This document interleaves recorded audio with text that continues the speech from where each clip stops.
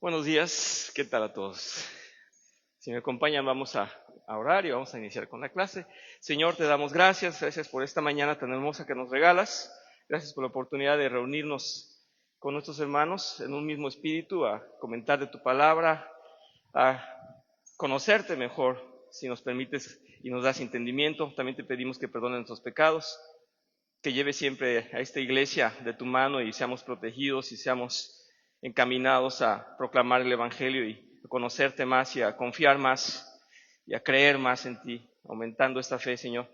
Y queremos que, así como una familia de hermanos, Señor, también nos entregues las puertas abiertas para llegar a los corazones de otras personas y que te conozcan y que sepamos bien cómo presentar tu Evangelio de una manera concisa y con un testimonio vivo. Queremos ser al servicio tuyo, queremos funcionar siempre como siervos tuyos fieles. Permítanos eso, Señor, te lo pedimos en nombre de Cristo Jesús. Amén. Voy a continuar con el tema de las decisiones bíblicas en todo este derivado que es la ética y cómo aplicar la ética y tantas perspectivas de la ética. Estábamos viendo la última vez la perspectiva normativa. O sea, ¿cómo deberíamos tomar las reglas? ¿Cómo consideremos las reglas de una ética cristiana? Ya habíamos dicho dos cosas muy importantes, que ante todo Dios y su palabra, o sea, Dios es el estándar y su palabra es el estándar. Cuando hablamos de Dios, Él en su carácter, en sí mismo, en su esencia, Él es la ética, Él es todo lo bueno, todo lo correcto, todo lo justo. Después decíamos que Él como juez es el único que puede juzgarnos, es decir, es por medio de Él que son aprobadas o desechadas las cosas y que nuestra referencia no debería ser nuestro juicio, sino Él, y sí analizarnos, pero bajo sus estándares, que es la persona de Él mismo. Y las implicaciones que tenía, bueno, las implicaciones era aplicar su palabra, aplicar su ética en nuestras vidas en todos los aspectos. Eso era lo que habíamos visto y ahora quedábamos pendientes de analizar lo que era la palabra como estándar, y ahí se derivan varias cosas. Entender que la palabra es una revelación de Dios, y allá habíamos iniciado a hablar de tres categorías de la revelación. Habíamos dicho que había una categoría general, otra especial y otra existencial. Voy a repasar un poco lo que habíamos visto y solamente para centrarlos en esto. La general era aquella que podemos ver a simple vista, la que está en la creación, la que está en todas las cosas. Y yo quería mencionarles estos 3 puntos. La creación, dice, da muestra de que hubo un ser poderoso, inteligente, creativo y bueno, quien ha creado todo lo que existe. Eso se nos dice más adelante, vamos a ver los versículos, pero eso lo entendemos. Cualquier ser humano puede entender esto. Hubo alguien que diseñó esto, donde estamos, este mundo donde estamos, este planeta y los astros. Alguien poderoso, inteligente, creativo y bueno. Y esa es una muestra de que Él existe. El segundo comentario dice, la historia nos permite tener una referencia del tiempo y todos los sucesos que han acontecido desde la antigüedad, los cuales dan testimonio de que hubo alguien que estableció las reglas morales y ordenó los gobiernos. Es decir, que alguien contemporáneo puede analizar todo lo que ha sucedido en la historia del mundo y entender que hay una secuencia que está ahí escrita en su palabra, pero que además de que esté en su palabra, es evidente. ¿Cómo es que estamos el día de hoy? Bueno, pueden decirme porque pasamos guerras, porque pasamos revoluciones, porque este continente fue conquistado, porque viene el origen desde un lugar que se llamaba Europa y cómo fue fundada Europa, y si nos vamos hacia atrás, a nivel histórico, aunque no conozcamos la palabra de Dios, desde el punto de vista histórico, podemos entender en dónde estamos y que hubo un Dios que ordenó todo eso. Entonces, esa sería la segunda revelación general. ¿Quién creó este mundo? Y después, ¿en dónde estamos ubicados desde el punto de vista histórico? Y un tercer recurso que sería la lógica que usamos para comprender el funcionamiento del universo. Que hay un nacimiento, que hay una reproducción, que hay un proceso de adaptación de los animales o de todos los seres que están en el planeta y que se han relacionado o correlacionado tanto en lo micro como en lo magno, dice aquí, y tienen el sello del Creador, eficiente y concordante en toda su obra. Los animales se alimentan, los animales mueren, nosotros morimos. Entonces la lógica del universo es que todos los científicos y todos los médicos y todos los biólogos han entendido que hay que está impregnada una regla que Dios estableció. Esa regla de la vida, del proceso de crecimiento, dice aquí, de alimentación y de llegar a un momento de morir, es una lógica que Dios le puso a las cosas. Y eso sería una manera de entender esa revelación a simple vista. Estamos hablando de que sin leer la palabra sería la primera revelación, la revelación general de que hay un creador. Y nos dice aquí el método que cuando hablamos de la revelación general, también podemos ver que es limitada. ¿Por qué es limitada? Bueno, porque no nos da señas del Creador. Es decir, nosotros viendo que hay un color en el cielo, que hay plantas, que hay seres vivos, nosotros no entendemos el Evangelio. No entendemos las profecías, no entendemos los pactos, no entendemos nada de lo que Dios ha ordenado que se escriba, porque es una revelación a simple vista, es una revelación de lo creado, no de la palabra. Entonces, por eso es limitada. Y dice aquí, la revelación general es muy limitada, nos permite intuir, comprender cosas a simple vista de que hay un Creador supremo, de que lo podemos conocer en un sentido general, es un Dios bueno porque nos da la vida, porque nos da una armonía en la naturaleza, pero no conocemos más de Él. Lo conocemos por observación, pero no sabemos de sus pactos, las enseñanzas, mucho menos del Evangelio y la promesa de vida eterna, mucho menos de un reino celestial y de una santificación. Tampoco podemos conocer a la persona de Jesucristo y cómo fue que Él obró en la redención. Es decir, no hay Evangelio. La revelación general es solamente de un creador, pero no de un Evangelio. Por eso es que sin esperanza los científicos y los observadores han dicho, bueno, ¿y qué estamos haciendo aquí? ¿Verdad? Por eso es que un hombre sin fe puede creer que esto es todo, que la vida se limita a esto, que así como los animales y los seres humanos nacemos y crecemos y morimos, dicen los observadores, pues no hay nada más que hacer. Sin embargo, pues esa es la limitación de la revelación general.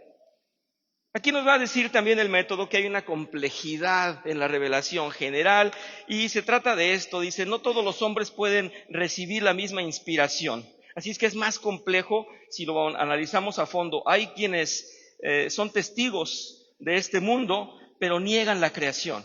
Entonces es más complejo de lo que pudiéramos imaginar, que todo el mundo se sienta, ve su entorno y dice, hay un Dios.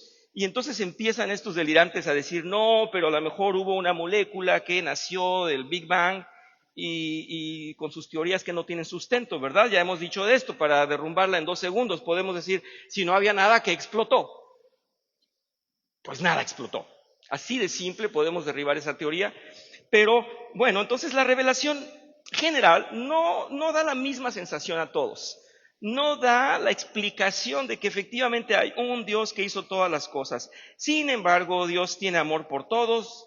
Y vamos a leer esto que dice en Mateo 4, versículos 44, 45. Nos expresa aquí la gracia general, una bendición abundante para todos. Dice, amad a vuestros enemigos y orad por los que os persiguen, para que seáis hijos de vuestro Padre. Ya lo analizamos la semana pasada desde esta perspectiva de ser hijos de Dios.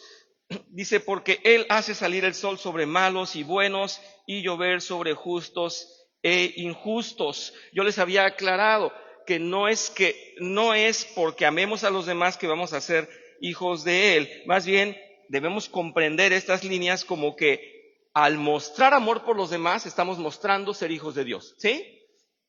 Voy a poner un ejemplo muy sencillo para que ustedes se rían, pero si yo les presento ahora aquí a un joven de 1,80, rubio y con ojos azules y les digo, es mi hijo, ustedes van a decir, pues tienes un problema, alguien te engañó, ¿verdad? Ese no es tu hijo. Y si les presento a un joven africano también, así con todos sus rasgos africanos, y les digo, es mi hijo, van a decir, no, alguien más te engañó. No voy a decir la palabra típica en México, pero no, alguien te engañó. Entonces, evidentemente, lo que quiero decir es que si nosotros amamos a nuestros enemigos, mostraremos que somos hijos de Dios. No es por el hecho de amarlo, sino porque estamos dando una evidencia de que nos parecemos a ese amor, ¿verdad? Así de simple. Bien, pero aquí lo que se nos está diciendo es que sobre todo el foco está puesto, hablando de la revelación, de que Él hace salir el sol sobre malos y buenos y hace llover sobre justos e injustos. Dios muestra su amor y misericordia para creyentes y no creyentes, tengan perspectiva diferente a Él o no, lo reconozcan o no, Él está ahí dando sus beneficios, su voluntad perfecta, y dice, su benevolencia define a la naturaleza. Cuando los creyentes leemos esto, comprendemos que por misericordia de Dios todo el mundo es bendecido en una forma general. Y sin embargo, para el incrédulo eso no se comprende así, sino que él se cree merecedor. Ellos no conocen los atributos de Dios y no cuentan con la revelación especial de la Biblia, pero sí creen que ellos son merecedores. Es decir, al incrédulo le puedes decir, mira qué bendición, que las cosas están ahí, que hay este aire, que hay este sol, que hay este clima, que tienes vida, que tienes salud. Y él dice, bueno, me lo merezco, ¿no? Dios me lo debe. Y los creyentes decimos, pues es gracia de Dios. Es una bendición de Dios, es un regalo de Dios. Entonces la perspectiva es diferente. De eso habla la complejidad de la revelación general. Unos creen, otros no. Unos lo atribuyen al azar, a la suerte, que explotó una molécula y que todo se ordenó de esta manera tan hermosa, y que nació la ética y que nació la moral y que nació un entendimiento de respeto entre nosotros, y eso es imposible. La materia por sí misma no puede dar esa educación, no puede tener esa esencia de ética. La materia no tiene ese sentido de ética, lo sabemos, ¿verdad? Para nosotros está claro. Entonces, aun cuando la revelación general es dada a todos, es complejo porque no todos creen lo mismo y no la interpretan de la misma manera. Tal vez a ustedes les ha sucedido como a mí, que a veces doy testimonio de algunos milagros que el Señor ha hecho en mi vida y de los que hace cada día.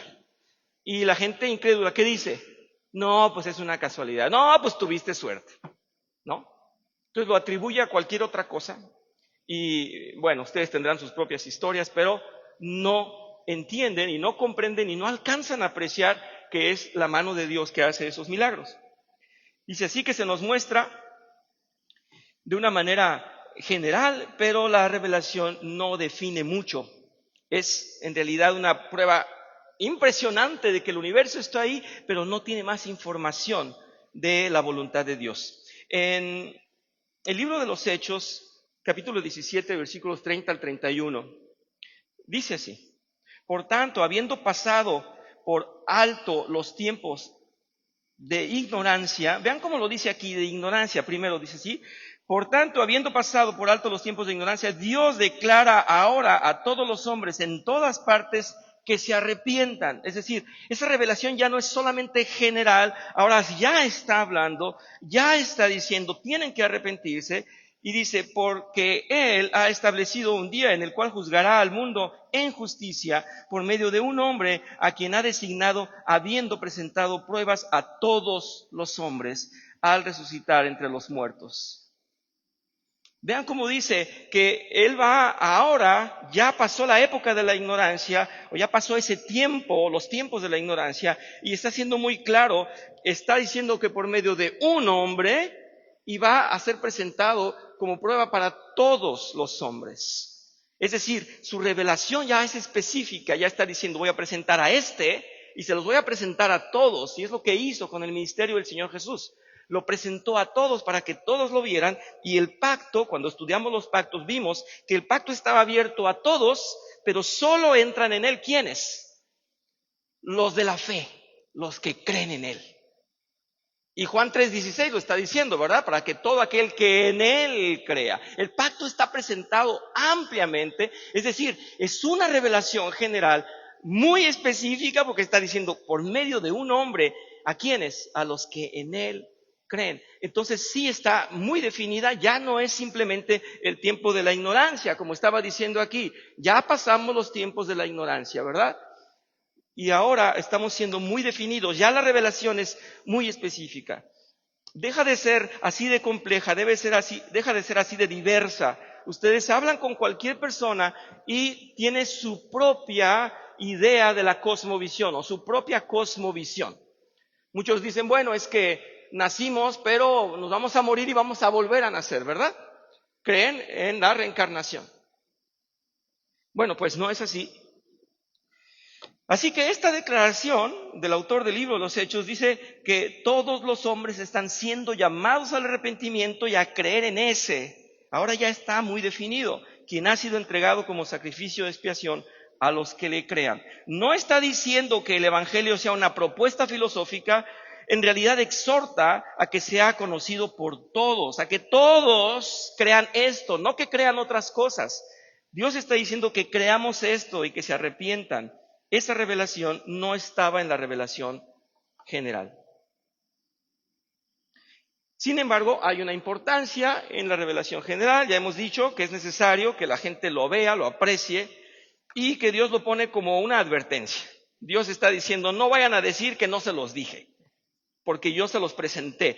Dice aquí, los creyentes sabemos que la revelación de la palabra de Dios en la Biblia es mucho más importante que cualquier otra fuente de revelación.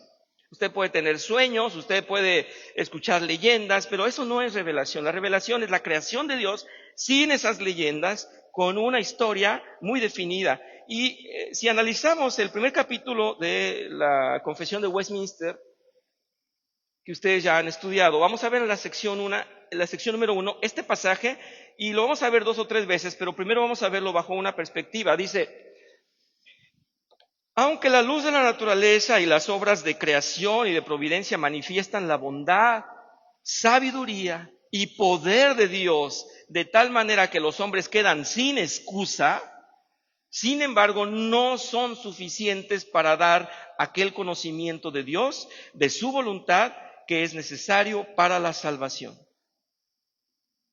Así es que no hay excusa, dice aquí, porque ahí ha sido dada esta manifestación de su bondad, su sabiduría y su poder. Y vamos a extendernos un poquito más. Dice aquí, Dios ha demostrado un carácter que está impregnado de Él mismo en su creación.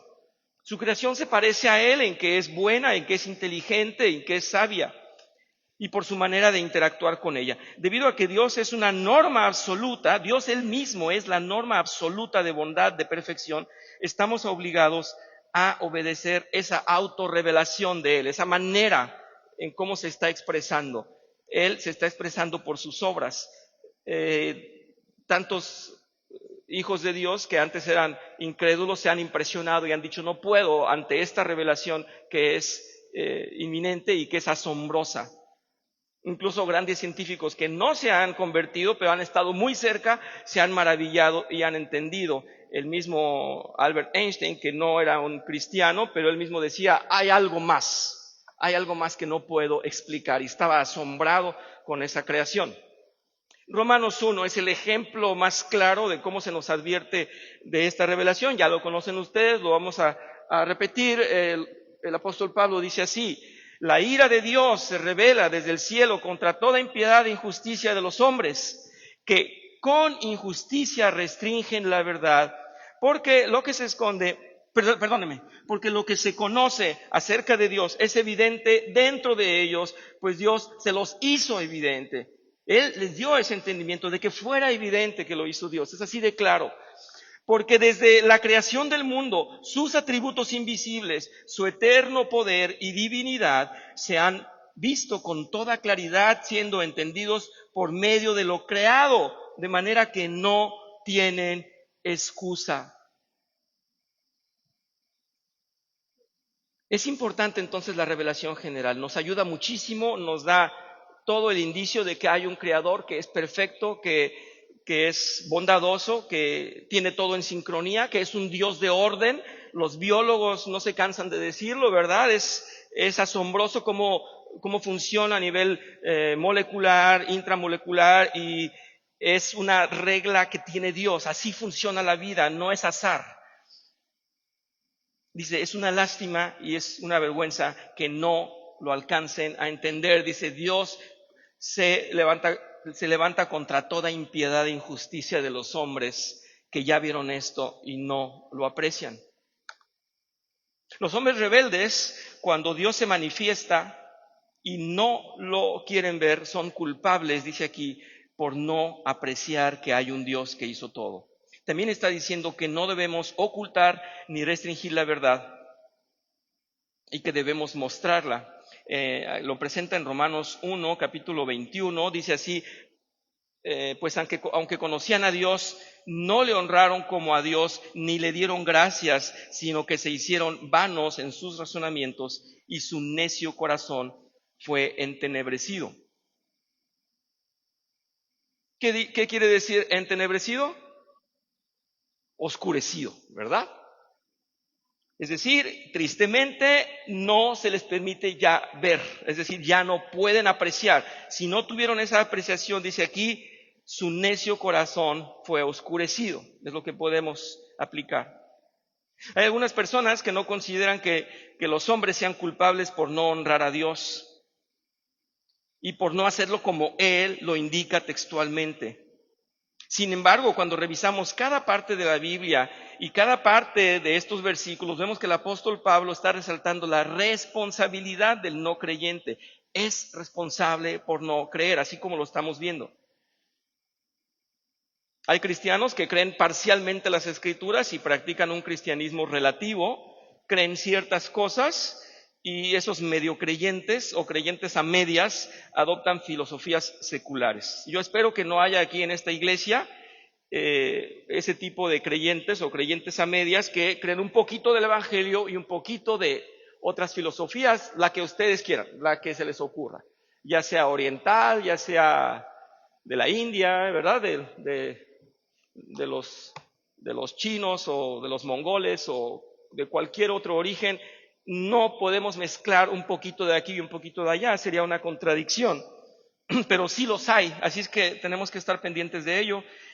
Más adelante, aquí en Romanos 1, dice muy claramente, versículo 32, y está hablando de estos necios, dice: aunque conocen el decreto de Dios, que los que practican tales cosas son dignos de muerte, no solo las hacen, sino que también dan su aprobación a los que las practican. Y eso sería muy grave. Esto sería muy grave, que un hijo de Dios sepa que les están haciendo mal y que las promueva o que dé la aprobación. También debo comentar que hay muchas iglesias que hacen esto. Hay muchas iglesias que sí permiten que haya otros cultos o que haya otras creencias, y pues nos llegan información, ya lo saben ustedes. Las iglesias estas que llaman de la prosperidad, ¿verdad? Que haces tales o cuales rituales y tienes prosperidad, y tú declaras y tú ordenas milagros, y esas son filosofías humanistas. No es el evangelio, está distorsionado. Así es que tenemos una sentencia ya ahí por el apóstol Pablo en este libro de los Romanos. Pablo conocía esta revelación de Dios, y dicha revelación ya venía en los Salmos, ya estaba en las Escrituras que había estudiado el apóstol Pablo. Seguramente él se había apoyado en el fragmento del Salmo 19, por ejemplo, que dice: los cielos proclaman la gloria de Dios y la expansión anuncia la obra de sus manos. Quienes se lo sepan por la versión de Reina Valera, pues es un poquito diferente, pero habla de lo mismo. Habla de lo mismo. La revelación entonces ahí ha sido dada muy general, pero con esa nos bastaría para ser condenados por no creer. Y eso es lo que está diciendo el apóstol Pablo. Si están viendo la creación y están admirando la creación, pero no al Creador, son culpables. Yo quiero que recapaciten en eso, porque no lo estoy inventando, Dios lo dice. Si no estamos apreciando al Creador, entonces estamos pasando por alto su revelación.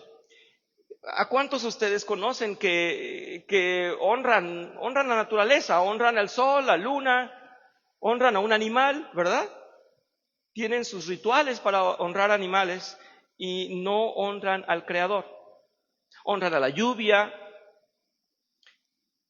Alguien me hablaba de que hay una celebración cada tanto de el nacimiento del fuego, ¿verdad? Y se reúnen para hacer una fiesta y celebran el nacimiento del fuego. Wow. Bueno, pues entonces esa es la revelación general. No sé si hay más preguntas o si hay alguna pregunta en cuanto a la revelación general. Ya sabemos que Es consistente en el sentido de que está presente, está muy clara para todos, no es por azar que estamos aquí y hay un creador. Entonces, sí es suficiente en el sentido de que hay un Dios. Después de que conozcamos el Evangelio a través de ella, no. Sabemos que hay una limitante en la revelación general. Voy a pasar entonces a hablar de la revelación especial, si me permiten. Y en pocas palabras sería la Escritura, las profecías, los sueños que dio a sus siervos, las visiones.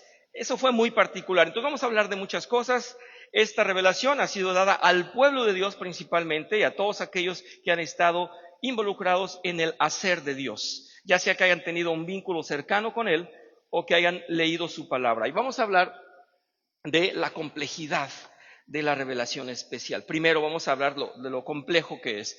Dice, la revelación especial nos permite conocer mucho más que la general. Es más precisa porque hay escrituras, porque hay relatos muy precisos. Se nos explica la caída del hombre en pecado, los pactos de Dios, así como el cumplimiento de cada uno de ellos, de las profecías y de los evangelios. Conocemos al Señor Jesucristo y su obra redentora. Todo esto no está en la naturaleza, está en la revelación especial dada en su palabra. La revelación se nos muestra como una gracia salvífica, ya no una gracia general. Ahora es una gracia muy particular que es la que nos salva por entender su palabra y por practicar su palabra, la cual no es dada a todos los seres humanos. Cuando Dios ha hablado personalmente con ciertas personas, como a los patriarcas o a sus profetas, recuerdan que había un diálogo. En algunos momentos se nos dice que hablaban como amigos y eso a mí me conmueve, porque hoy podemos hablarle como amigo a Dios, pero en aquel tiempo no, solo hablaba con unos, con los que Él quería, y ahí actuaba y ahí interactuaba con el hombre, y por medio de ellos también obraba, así es que era una relación muy personal. Esa revelación no se la dio a todos. Probablemente algunos están esperando una revelación especial, pero ya está. Hay una anécdota que alguien decía, ¿por qué no viene Dios si es que existe? Porque ya vino y lo mataron. ¿Verdad? Esa es nuestra respuesta. Ya fue dada esa revelación. Ha sido por medio de una revelación especial que Dios ha inspirado a los hombres a escribir libros, a que compongan la Biblia, estos libros, y por lo tanto todo el que lea la Biblia está siendo expuesto a una revelación especial que está destinada a mostrar la esencia de Dios, su carácter y sus preceptos. En el libro del Éxodo, en capítulo 33, vamos a ver en el versículo 11, dice aquí esto que les hablaba yo que me emociona: y acostumbraba a hablar el Señor con Moisés cara a cara, como habla un hombre con su amigo. Cuando Moisés regresaba al campamento, su joven ayudante Josué, hijo de Nun, no se apartaba de la tienda. Ahora vemos por qué Josué, ¿verdad? Porque después libró más de 30 batallas. Josué estaba pegado ahí con Moisés. Es interesantísimo. Si yo diera un sermón de esos muy ligeros, muy superficiales, yo diría, bueno, pues pégate a la revelación para que el Señor te lleve a obrar así como Josué. Esa sería una matemática muy sencilla, pero es cierto. Josué estaba apasionado de que Moisés le contara algo cuando habló cara a cara con Dios. Y ahora tenemos esa revelación. En modo muy probable, Dios ha dejado una revelación excepcional en las manos de Moisés que pudiéramos envidiar, pero lo que es cierto es que esa revelación se nos ha dado hoy a todos. En Éxodo 31, versículo 18 dice, y cuando terminó de hablar con Moisés sobre el monte Sinaí, le dio las 2 tablas del testimonio, tablas de piedra escritas por el dedo de Dios. Si lo crees, pues ahí está la revelación, y la revelación está escrita. Esas tablas están escritas ahí y se nos da esa revelación en la palabra de Dios.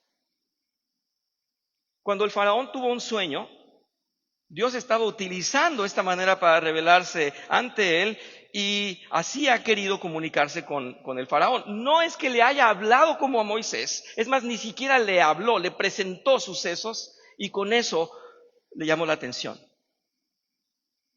Ni siquiera Dios estaba buscando un diálogo con él, no como cuando habló con José, con Abraham, cuando habló a María, recuerdan a Zacarías. Estas son revelaciones muy amenas con las que él tenía esa relación con sus hijos y él hablaba con sus hijos. No es igual que cuando habló con el faraón y le mostró lo que tenía que hacer, o cuando habló con este otro hombre, se me olvida el de la revelación con José, ya ustedes se recordarán, el que le pide que le interprete los sueños, ¿verdad?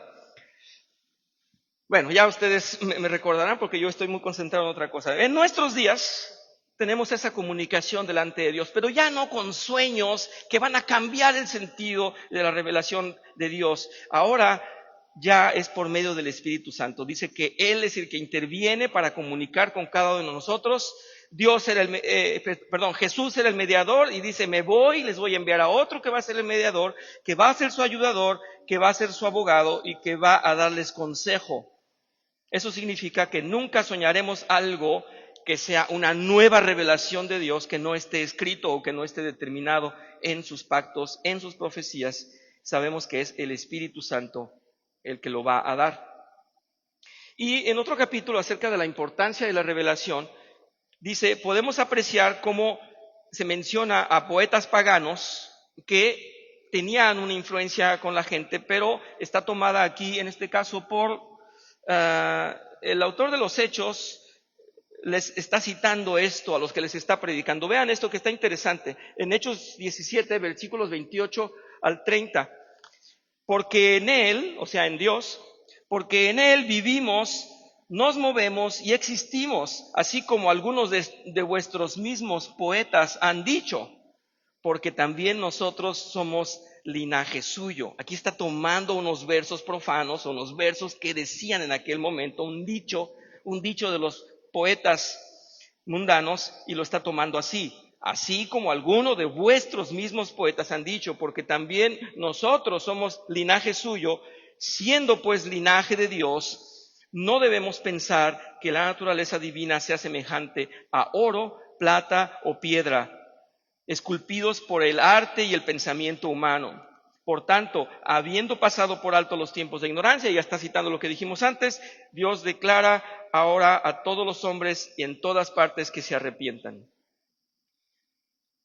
Mi cita era aquí para que vieran cómo se estaba tomando de la revelación general, de la revelación del pueblo, lo estaba aplicando para hablarles muy personalmente. Aquello que ustedes mencionan, esos dichos que hay en el pueblo, ahora vamos a aplicarlos porque hay un evangelio que nos ordena a todos. Esa es una revelación muy particular. Aquí estamos viendo que hay una obligación de nosotros de transmitir la palabra de Dios y llevarla de una manera muy, muy particular, a no quedar ambiguos, sino a ser muy, muy delicados, muy precisos. Dice, linaje suyo, esto lo habían dicho estos filósofos o poetas que se llamaban Arato y Cleanto. Es un dato que yo no conocía, pero qué bueno que estudié esto, porque hoy me doy cuenta que ese linaje suyo venía entonces de lo profano y Pablo lo utilizó para hablar del evangelio.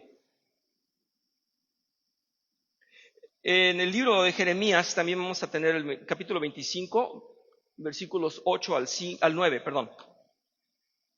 Por tanto, así dice el Señor de los ejércitos, por cuanto no habéis obedecido mis palabras, he aquí mandaré a buscar a todas las familias del norte, declara el Señor. Y a Nabucodonosor, de este quería yo hablar, pero no me lo recordaban ustedes. ¿Por qué no me recordaron? Bien, Nabucodonosor, muy bien, gracias. Y a Nabucodonosor, rey de Babilonia, siervo mío, y los traeré contra esta tierra, dice aquí, contra sus habitantes y contra todas estas naciones de alrededor, los destruiré por completo y los haré objeto de horror, de burla y de eterna desolación. ¿Todo esto por qué? ¿Sí se acuerdan por qué? Por haber desobedecido mis palabras, dice Dios. No obedecieron mi revelación, mis palabras. Se quedaron fascinados con lo que está pasando con el universo, se quedan fascinados porque tienen poder, porque tienen ganado, porque tienen un ejército. No sé qué les fascina, pero mis palabras no las obedecieron. Y entonces viene la orden del Señor de que tengan burla eterna y desolación.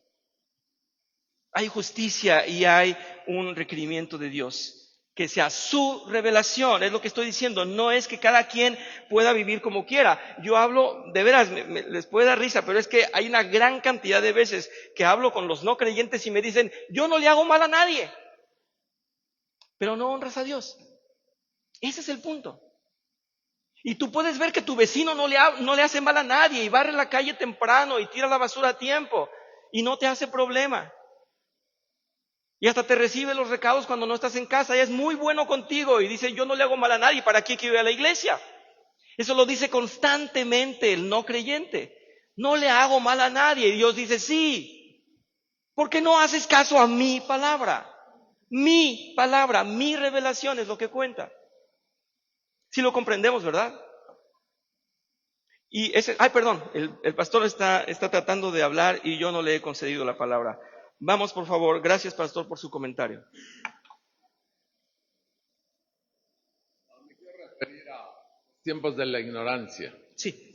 Esa misma ignorancia que estás hablando tú de esta gente que piensa que tiene suficiente viviendo como quiere. Bueno, resulta que toda esa palabra en Hechos, en primera cuentas, está dirigida a todos los judíos en primera instancia y a todas las naciones que Dios les abrió el mensaje, pero está hablando de la ignorancia de cómo relacionarse con Dios, de cómo entender a Dios, a pesar de todas las muchas profecías y palabras que estabas mencionando, pues la gente la recibía y seguía viviendo como mejor le parecía. En consecuencia, cuando viene Jesucristo, aclara para muchos las cosas y las deja como evidencia de que Dios estuvo por aquí con nosotros. Entonces, los tiempos de ignorancia se acabaron. Ahora están los tiempos de revelación. Y en eso está basado esta palabra, que realmente cuando alguien llega ahí y que sabe un poco de todo, un poco de nada, pues sí es conmovido por la palabra de Dios, porque la ignorancia se disipa cuando la luz de Dios viene y nos trae su evidencia. Gracias.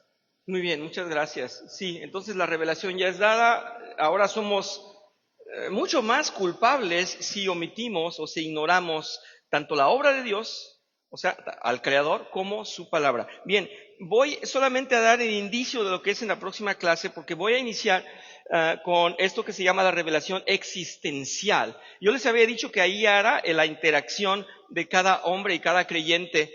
Y es muy interesante, pero lo voy a dejar para la próxima semana. Solamente voy a presentar lo que dice la Confesión de Westminster en el primer capítulo, pero en la sección 10. Y vean qué interesante, porque dice, así dicta esta confesión en este capítulo: el juez supremo por el cual deben decidirse todas las controversias religiosas, todos los decretos de los concilios, las opiniones de los hombres antiguos, las doctrinas de hombres y de espíritus privados, y en cuya sentencia debemos descansar, no es ninguno otro más que el Espíritu Santo que habla en las Escrituras. Nos está diciendo el Espíritu Santo con su autoridad, con su verdad, es el que nos va a definir todo, para ordenar si hay algo bueno, algo malo, algo que hay que depurar o quitar o eliminar de nuestras mentes. Es el Espíritu Santo el que lo está hablando en las Escrituras. Las Escrituras están inspiradas por el Espíritu Santo, que es Dios.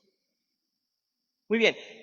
Quiero tomarme, y me pareció muy justo, quiero tomarme un poquito de tiempo, solamente porque me gustaría, primero, comunicarles algo que sí me conmovió mucho, y no quería yo ser partícipe simplemente de una corriente influida por los eventos actuales, pero quiero resaltar algo que me parece muy importante. Tenemos recientemente un mártir presbiteriano, ¿sí sabían, verdad? No sabían, sí sabíamos. Bueno, voy a mencionarlo y además lo quiero hacer bien, porque hay una cosa al final que me conmueve y que me gustaría comunicarles a ustedes. Este señor que asesinaron hace poco, que era muy joven, hacía más o menos lo que nosotros con mi grupo de jóvenes queríamos hacer, ¿verdad? Un taller de apologética y hablarle a la gente y molestarlos con el evangelio, invitarlos a que reflexionaran sobre la creación, sobre cosas del aborto y todo eso. Y uno se entusiasma, pero él lo llevó a cabo, claro, con muchísimos más recursos, mucho más joven que nosotros en su momento, pero voy a hablar de él. Entonces, este joven fue criado en la iglesia presbiteriana, sus padres eran republicanos moderados y este hombre creó esta asociación que se llama Turning Point y fue fundada en el 2012. Y él habló, voy a leerlo porque yo hago a veces resumen para ustedes y a veces hago resumen para mí, pues mejor lo leo y se los comparto. Él se dedicó a difundir el evangelio hablando a estudiantes y a gente en la calle, cuestionándolos sobre creencias, sus tendencias en cuanto a temas como la existencia de Dios, la creación, contra la evolución, contra el aborto, la homosexualidad, la ideología de género, los roles de la familia. Y su lema era, demuéstrame que estoy equivocado. Agarraba una silla, se sentaba y decía, prove me wrong. Demuéstrame que estoy equivocado, y debatía y los invitaba a hablar. Su postura política era muy clara, era un republicano convencido, quien instruía a los jóvenes revelándoles los errores y peligros de las filosofías de gobiernos socialistas que comprenden feminismo, el aborto, la violencia y la llamada corriente woke, que conlleva a la desintegración familiar. El alcance de su obra es incalculable porque no solamente impactó a miles de estudiantes de manera personal en las carpas que instalaba en las universidades, también producía podcasts, programas de radio y respondía a miles de personas personalmente por internet, por correo electrónico. Su impacto va más lejos y ahora, por la forma en que fue asesinado por el enemigo, su fama aumentó y su legado perdurará como un mártir cristiano que murió a sus 31 años. El material mediático, como sus videos que siguen reproduciéndose, siguen siendo un ejemplo de su enseñanza y es difundida en escuelas, entre grupos de niños y jóvenes creyentes católicos y evangélicos. Su esposa dio gracias en este magno funeral, que lo pueden ver por ahí en la web. Este funeral masivo, dice, habló de su matrimonio, de cuán apasionado era como esposo, de como padre, con un ejemplo impactante en una pronunciación muy conmovedora. Erika Kirk pronunció su perdón hacia el agresor que asesinó a su esposo a escasos 11 días de su atentado. Esto quiero que lo intenten comprender, a mí me cuesta.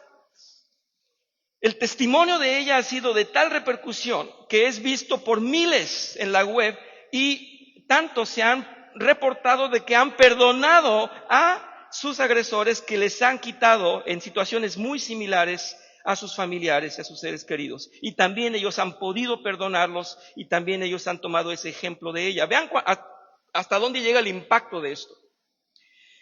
Charlie estaba entusiasmado en trabajar con la educación y sabía que hay que educar a un pueblo para que medite y exprese. Él sabía que el silencio solo provocaba que la gente guarde rencor y alimente odio, y cuando no tiene explicación la pida con violencia. La gente necesita expresar lo que siente, decía él, y por ello es que les invitaba al diálogo, y aunque comunicaba por muchos medios, no dejaba de usar las carpas, que eran su recurso favorito, para exponer en vivo. La asociación Turning Point no se detuvo, todo lo contrario, ahora ha ganado adeptos y recibe más fondos para financiar su obra. Está representada en 3.500 universidades y ahora su esposa Erika tomó la cabeza de la administración y es muy impactante su obra. No voy a hablar de los cálculos que se hacen de a cuántos alumnos se les ha predicado. Las cifras ya no me importan tanto porque no tiene un límite. Yo no quiero ser partidario del gobierno republicano, aunque ya saben que yo me defino y lo digo siempre, no soy de izquierda. Es un absurdo ser de izquierda por las razones que ya hablé yo de la tendencia del comunismo y todo esto, pero sí estoy seguro de que en todos los gobiernos hay errores.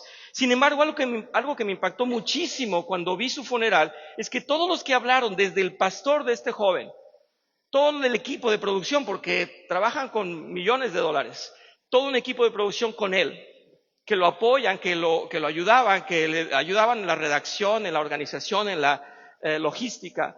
todos se expresaron hablando del Evangelio. Y todos los que habían participado con él, desde los más humildes y sencillos hasta los altos mandos del gobierno, expresaron el Evangelio en ese funeral que ustedes pueden ver. ¿Y saben qué dicen repetidamente? Él está en el cielo no por su obra, ni por su corazón, ni porque no se haya equivocado, ni porque haya predicado a tantos, ni porque haya tenido los pantalones de decir la verdad delante de grupos de homosexuales. Él no está en el cielo por eso, sino porque Dios lo tomó y lo utilizó y fue un instrumento de Dios. Y todos dicen, no es por sus obras, es por gracia. Me impactó el evento a mí. Hubo una cosa que me gustó mucho y se los voy a decir. Hubo un comentario del señor Marco Rubio, que es secretario de Estado, que a mí me gustó mucho y se los quiero, no sé si se los puedo mostrar en audio aquí. A mí me gustó mucho porque en un minuto nos da una predicación de una cosmovisión del Evangelio. Voy a presentárselos a ver si suena. This deep belief that we were all created, every single one of us, before the beginning of time, by the hands of the God of the universe, an all-powerful God, who loved us and created us for the purpose of living with Him in eternity. But then sin entered the world and separated us from our Creator. And so God took on the form of a man and came down and lived among us. And He suffered like men. And He died like a man. But on the third day He rose unlike any mortal man. And then, and to prove any doubters wrong, He ate with His disciples so they could see, and they touched His wounds. He didn't rise as a ghost or as a spirit, but as flesh. And then He rose to the heaven, but He promised He would return. And He will. And when He returns, because He took on that death, because He carried that cross, we were freed from the sin that separated us from Him. And when He returns, there will be a new heaven and a new earth, and we will all be together, and we are going to have a great reunion there again with Charlie and all the people we love. Thank you, and God bless you. ¿Saben por qué les estoy presentando esto? Porque en 1:06, el secretario de Estado dijo lo siguiente: Charlie creyó profundamente que hemos sido creados, cada uno de nosotros, desde antes del principio de los tiempos, por las manos del Dios del universo y todopoderoso, quien nos amó y nos creó con el propósito que vivamos con Él en la eternidad. Pero el pecado entró en el hombre y nos separó de nuestro Creador. Y entonces el Hijo de Dios tomó la forma de hombre y vino y vivió entre nosotros y sufrió como hombre y murió siendo hombre. Pero en el tercer día resucitó como un hombre inmortal, y para probar cualquier duda, Él comió con sus discípulos y lo pudieron ver y tocaron sus heridas. Y no era un fantasma o un espíritu, era un hombre resucitado en carne, y se elevó a los cielos, pero prometió volver y lo hará. Y cuando vuelva, porque cargó con esa cruz, porque pagó en esa cruz, somos separados del pecado y que nos separaba de Él, dice, y a su regreso habrá un nuevo cielo, una nueva tierra, y estaremos juntos en una gran reunión con Charlie y nuestros seres queridos. Gracias y Dios les bendiga. 1:06, y nos habló el Evangelio completo. El secretario de Estado. ¿Cuánto necesitamos para dar el Evangelio completo nosotros? ¿Se dan cuenta qué apasionante? Yo no podía, yo estaba llorando. Yo dije, ¿cómo es posible que no podamos alcanzar a más gente en 1:06? Es impresionante. Sí, hermano Luis, muchas gracias. Hola, buenos días. Solo una humilde opinión, ¿no? La palabra de Dios dice que nosotros siendo malos hacemos cosas buenas. Entonces, por ejemplo, en referencia a esta persona de Charlie Kirk, era pues una persona extremista. Un poco más, sí. Ajá. Entonces, no porque se hable del Evangelio o tengan la palabra de Dios en la boca, quiera decir que hacen lo que dicen, ¿no? Porque, por ejemplo, pues Marco Rubio, el secretario de Estado de Estados Unidos, pues han asesinado a un montón de gente. Pues. Sí. Entonces, pues la palabra de Dios sí cuenta, ¿no? Y cuenta para todos nosotros. Pero a veces no podemos mezclar lo que pasa en la política con la palabra de Dios, porque como dijiste al principio, no podemos mezclar cierto tipo de cosas. Porque mucha gente pregona la palabra de Dios, pues están los falsos maestros, están gente política o que apoyan, por ejemplo, la mayoría de, como el Soros, apoyan la extrema derecha, que es todo lo No LGBT. escuché. ¿La mayoría del Soros? ¿Qué es Soros? George Soros Oh, no conozco, perdón. es un rico magnate que Ok. apoya fundaciones, Ujú. así como que promueven la ideología que mencionaste, LGBT y woke. Sí. Entonces, simplemente, llanamente eso, decir de que no todo lo que, o que todo lo que dicen Señor, Señor, habla acerca de Dios, ¿no? De que no debemos mezclar ese tipo de cosas. Y, por ejemplo, esta persona, Charlie, era extremista Sí. de derecha y no hablaba bien de las personas. Muy bien. Pero los comentarios que se dijeron de él sobre el Evangelio y sobre la palabra de Dios son buenos, está bien. Pero hay una mezcla ahí de ese tipo de cosas. Sí, muchas gracias, Luis. Yo lo comenté desde la semana pasada, yo estoy de acuerdo, yo estoy totalmente de acuerdo con usted. Hay cosas que no están correctas y no vamos a decir que, yo lo dije incluso en este momento antes, hay errores en todo mundo y hay cosas que se hacen mal. Yo estoy hablando de la manera de impactar con 1 minuto de predicación. Estoy diciendo que es a veces tan sencillo tener un resumen del Evangelio y hablar de una cosmovisión y de presentar la revelación especial de una manera muy práctica. Y eso me conmueve. Me conmueve también el hecho de que haya gente, como usted dice, que no necesariamente está tan involucrada en la actividad de Dios o en el servicio a Dios, pero que la tienen más clara que nosotros en el sentido de explicarlo y exponerlo. Eso es lo que se me hace muy, muy interesante. Por supuesto, en el sentido político, Luis, no podemos abrazarnos a nadie ni apoyar a nadie incondicionalmente, a ningún partido. De eso estoy totalmente de acuerdo. No es lo que estoy resaltando. Estoy diciendo de lo práctico que es y lo impresionante que es tan rápido predicarlo todo. ¿Alguien más se levantó con opinión? Sí, la hermana Vicky. Muchas gracias.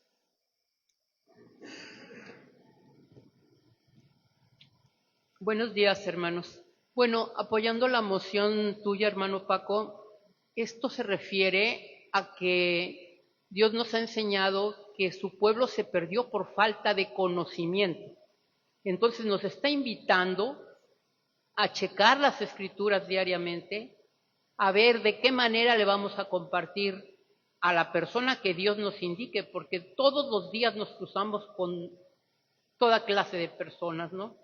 Entonces Dios tiene palabra y yo estoy de acuerdo en que Dios es un Dios de orden, Dios es un Dios soberano, Dios es un rey, Dios es majestad, Dios es potestad, Dios controla absolutamente todo, ¿verdad? Si nos preguntamos, ¿qué hacía Charlie Kirk ahí enfrente de un mundo de gente para que le pasara eso? Pues sirviendo a un Dios que lo mandó ahí, porque la hoja del árbol no se mueve si no es con la voluntad de Él. Entonces, pues gracias a Dios por su vida y gracias a Dios por lo que está pasando después de que Él murió.